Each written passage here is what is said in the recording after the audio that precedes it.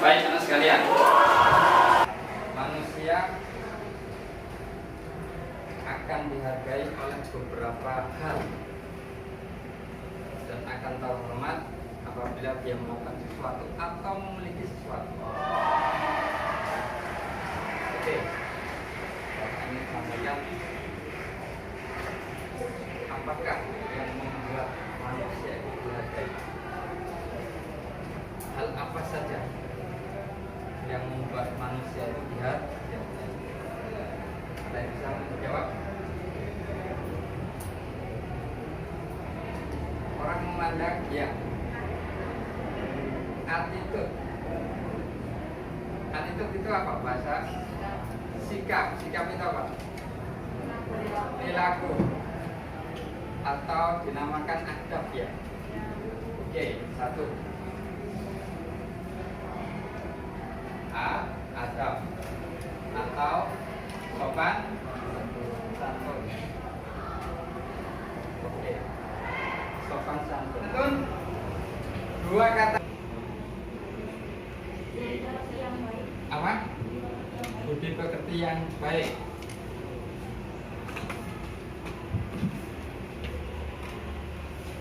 Yang baik. Atau lembut. Ya, lembut. Yang sopan dong, itu kan. Yang sopan.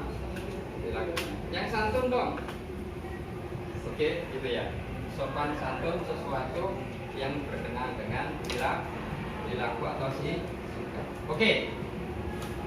Akhlak. Ya. Ada lagi yang membuat manusia dihargai. Ya. Kedudukan. Oke, dua. Harta dan tahta. Jangan ditambah wanita loh ya. Tahta. Atau hal ini yang berbeda? Harta sama tahta? Atau satu kesatuan? Hah? Beda. Bedanya di mana?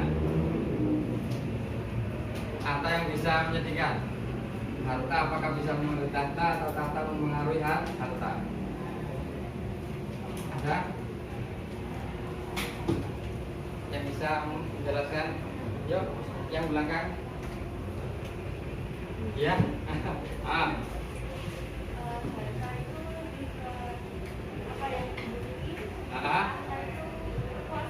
Kekuasaan. Bisa nggak kekuasaan mempengaruhi harta? Bisa. Harta bisa mempengaruhi tahta? Bisa.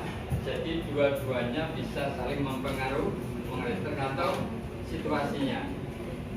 Tapi kemudian kalau sudah bertahta, jadi harta dipengaruhi oleh tahta dengan kebijakan yang dimilikinya. Yang melakukan suatu kebijakan, harta bisa dikendalikan.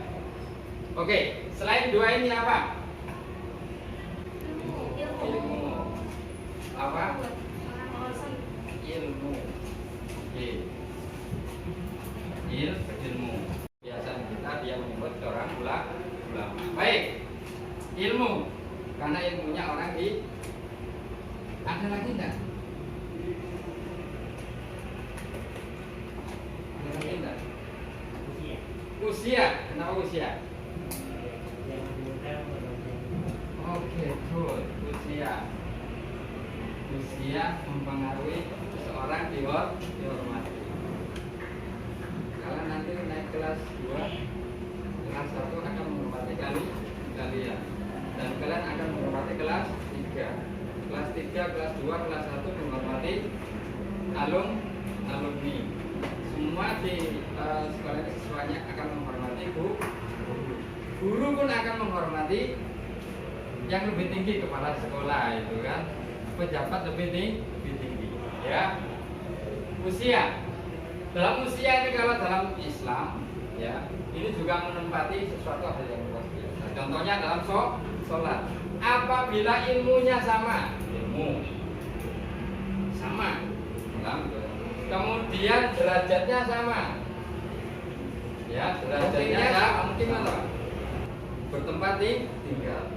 Untuk menjadikan ini menjadi seorang, ya, imam atau khatib, ya, khotib bisa jadi menjadi usia umur yang menjadi patokan. Sehingga yang lebih tua duluan. Ya, usia. Oke, ada lagi nggak selain ini? Jadi patokan. Ini apa ini? Apa rupa itu? Penampilan. Apa namanya? Good looking.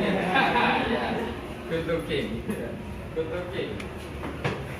Gini ya, tulisannya ya. Gini. Good looking. Ya. Biar kayak rodanya kuat gitu kan, biar dihargai. Oke. Ini. Selain 5 ini ada nggak yang lain? Pas.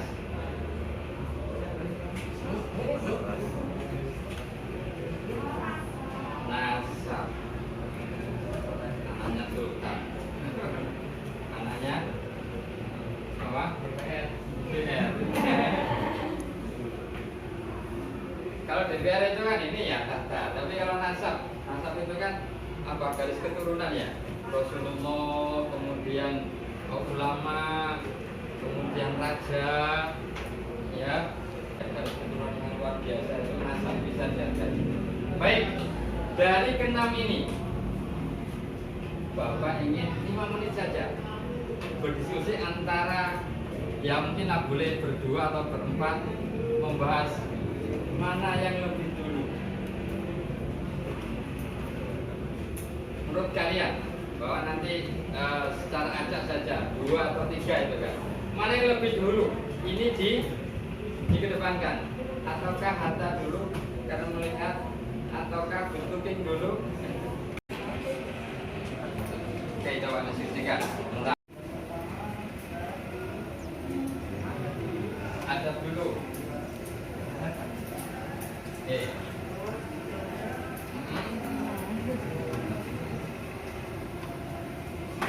Usia, nasab,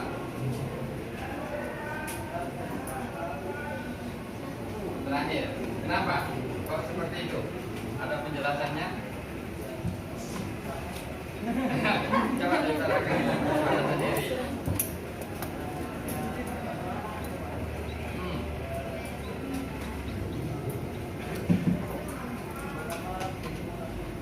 Oke, buat apa perimu nanti kita beradab. Adab itu nomor wahid. Oke, satu kali berarti. Jadi tingkat kepercayaan kakak kelas pada kalian itu luar biasa. Ya, luar biasa. Bisa jadi, ya, para kakak kelas itu melihat kalian dari keseharian kalian, kemudian dari tindak tanduk kalian dalam keseharian, atau mungkin ikut dalam suatu organisasi. Ya, oke, kita lihat. Berbohong memiliki akibat konsekuensi. Ya, konsekuensi di dunia maupun di akhirat. Kalau di akhirat jelas, ya, akan mendapatkan apa? Azab dari Allah, siksa dari Allah. Di dunia pun juga akan menerima secara nalar dalam keseharian, bisa dilihat. Tidak memiliki kepercayaan, ya, ini Rasulullah menyampaikan, ya, aku datang kepada manusia tahun-tahun yang penuh dengan penipuan. Ketika itu pendusta dibenarkan, sedangkan orang yang jujur malah didustakan, pengkhianat dipercaya, sedangkan orang-orang yang amanah dianggap sebagai pengkhianat. Ada nggak zaman sekarang? Ada nggak? Sudah banyak. Ya. Innama buistu liutam lima makarimal akhlak. Bahwasanya Rasulullah diutus ke muka bumi ini tidak lain dan bukan untuk menyempurnakan akhlak. Dikatakan pada masa Rasulullah zaman jahiliyah. Kenapa zaman jahiliyah? Ada yang bisa menjawab? Kenapa jahiliyah? Jahil itu apa jahil? Bodoh. bodoh dalam hal apa? Ya, yang pertama dalam hal akidah, karena menyembah banyak berhala. Kemudian dari segi akhlak, ya, akhlaknya luar biasa, ya, bejatnya. Tapi tidak semuanya, tapi mayoritas. Dalam hal perkawinan saja, oh itu macam-macam. Ada yang bapak punya, contohnya nih ya, bapak punya istri, ya, ini pingin dia good looking, apa namanya, keturunannya, ya. Kemudian ada sosok cowok yang bagus, tubuhnya atletis, tampan luar biasa, dengan mudahnya saja sayang gitu kan, kamu tak titipkan dia ya, oh itu kan. Nanti kalau sudah hamil, nanti saya jemput, gitu, ya, sistemnya. Kadang wanita kemudian dia berhubungan banyak laki-laki, ya, banyak laki-laki, kemudian hamil, kemudian wanitanya kemudian datang ke kahin itu dukun, ya, kemudian dikocok itu kan, siapa ayahnya itu kan, ya, dikocok, akan menentukan itu saja itu kan. Seperti itu dalam dunia pernikahan pada masa itu, tapi tidak semua. Tapi kalau masalah hati kita tidak bisa, karena Allah saja. Ya, jadi sholatnya itu dia sholat karena dilihat oleh guru, ingin dipuji oleh teman gitu kan. Maka itu, ya, Allah menghukumi melewat hati, ya. Baik anak sekalian, ya, ketika berjanji, ya, janji harus ditepati, ya. Oke, 2. Silakan kelompok 1 berkumpul, kelompok 1, 2, kelompok 1.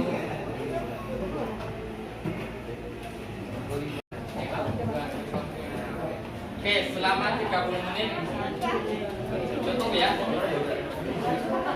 Kira-kira 15 menit cukup? Hah? 15 menit cukup? Berapa menit? 30.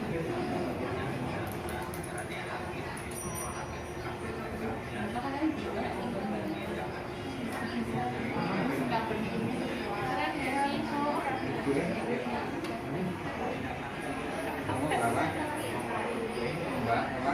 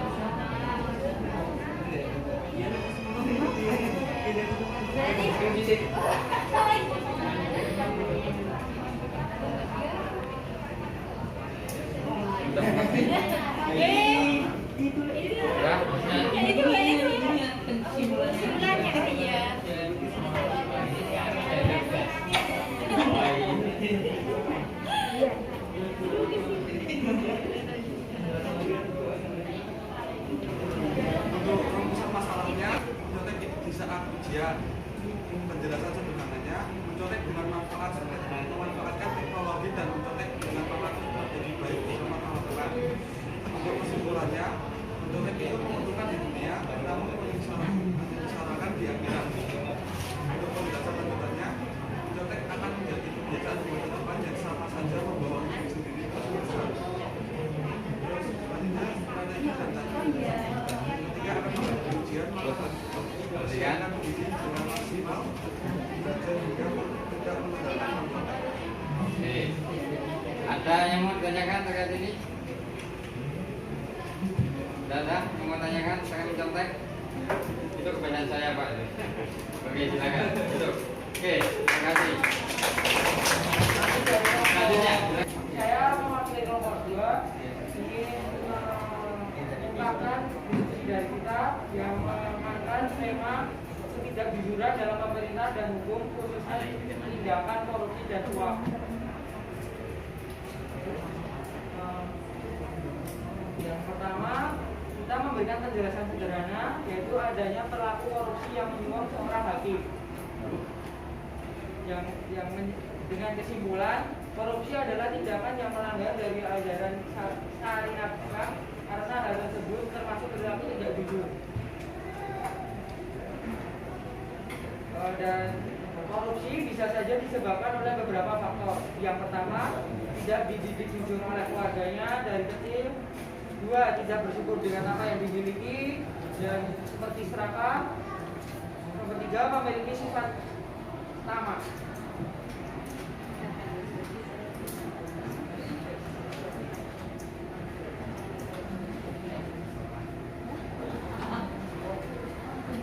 Di lain dari itu, korupsi dan penyuapan juga bisa terjadi di lingkungan sekolah, masyarakat, bahkan keluarga sendiri. Dan untuk mengatur strategi dan taktik yang harus dilakukan adalah 1, bersyukur dengan apa yang dimiliki. 2, menerapkan perilaku jujur dimanapun kita berada. 3, meyakini bahwa semua perbuatan yang kita lakukan diawasi oleh Allah Subhanahu Wa Taala. 4, melatih kejujuran mulai dari hal yang kecil. 5, menjauhi perilaku serakah. Terima kasih. Sekian dari kelompok 2. Wassalamualaikum warahmatullahi wabarakatuh. Tapi sebenarnya bohong. Oke, itu ya. Tapi ada 3 hal. Coba dicari, di searching. Kapan kita berbohong apa saja? Pernah seseorang suami berbicara kepada istri untuk menyenangkannya, berbohong dalam peperangan, dan berbohong untuk mendamaikan antar manusia. Oke, 3 ya. Dari 3 tadi. Ya. Itu. Baik. Ada pertanyaan di sini? Dari lulusan kalian semuanya? Tidak ada? Oke. Kalau tidak ada, harus nanti. Oke. Apa jujur itu? Bisa menyimpulkan? Oke, ya.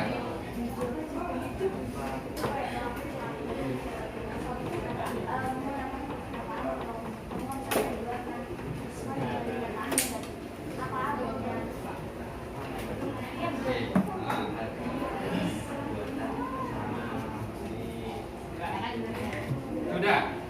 Oke, ya. Jujur adalah mengungkapkan sesuatu yang nyata, ya, walaupun itu pahit. Kulil haqqa walau kana mur, katakanlah yang jujur walaupun itu pahit. Katakanlah yang benar walaupun itu pahit. Ya. Tapi ada beberapa hal konsep, ya. Kadang kita harus menyembunyikan suatu kebenaran, menunggu momen yang tepat untuk mengungkapkannya. Ya, ini contohnya ya. Ada yang berbuat contohnya memukul atau mungkin mencuri segala macam. Kita panggil satu kawan itu kan, Reza, kamu sini. Ya. Kenapa kamu mencuri di depan kawan-kawannya? Kenapa kamu mencuri?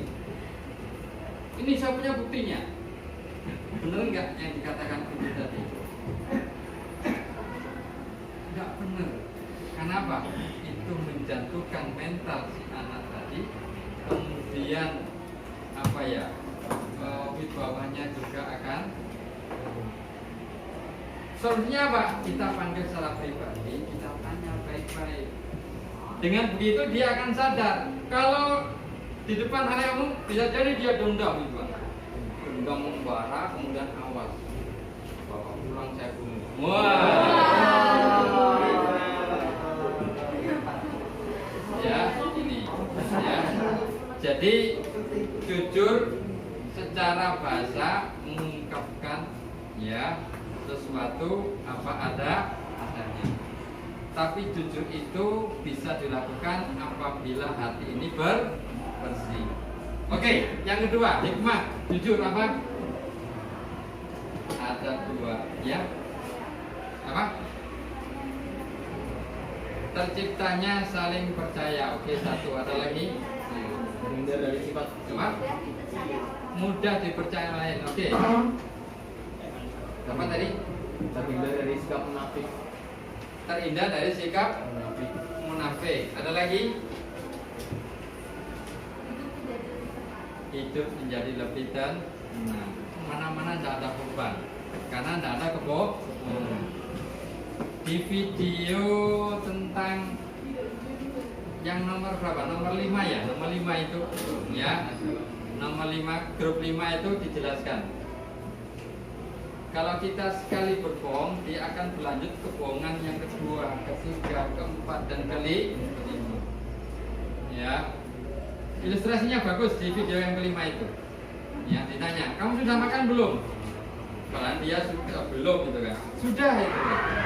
Ditanya lagi, makan apa itu kan? Nasi goreng, karena belum makan itu kan. Di mana belinya itu kan? Oh di sana, di sana. Enak enggak? Enak itu kan. Kalau dia cuma asal mau ngomong, ya sudah bisa belikan ya saya ya, titip gitu kan. Oh dia harus mencari.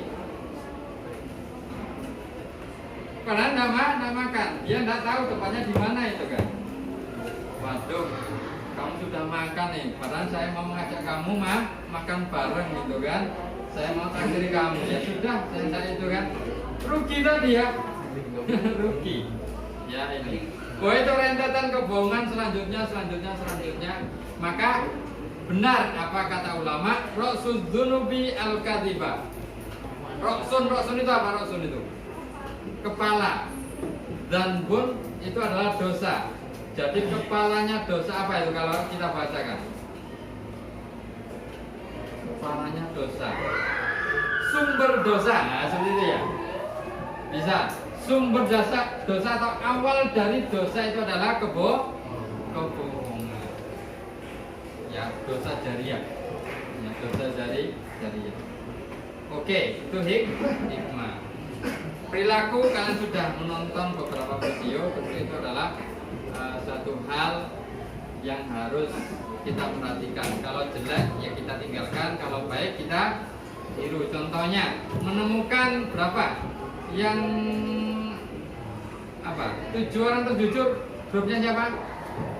Nah, ada yang menemukan sampai 1, berapa miliar? Berapa miliar yang paling banyak? 19, berapa miliar? Dia kembalikan. Padahal seorang supir ya, dengan orang supir itu kan tidak mampu berarti ya. Ya, banyak kebutuhan. Tapi dengan 19 miliar itu dia kembalikan dengan sukarela. Itu luar biasa. Ya. Sampai pada tataran jujur seperti itu loh. Ya, ini perlu kita cari. Ya.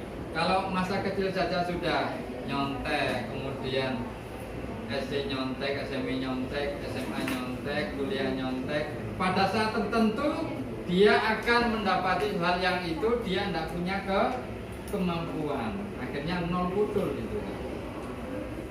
Ya, dia akan membuat suatu alibi dengan segala cara agar dia berhasil. Padahal itu adalah tidak dibenarkan. Baik, terakhir ada pertanyaan? Kalau tidak ada, kita akhiri. Sudah cukup? Baik, mari kita akhiri bersama-sama pelajaran pada pagi hari ini dengan sama-sama alhamdulillah. Assalamualaikum warahmatullahi wabarakatuh. Waalaikumsalam warahmatullahi wabarakatuh. Teladan?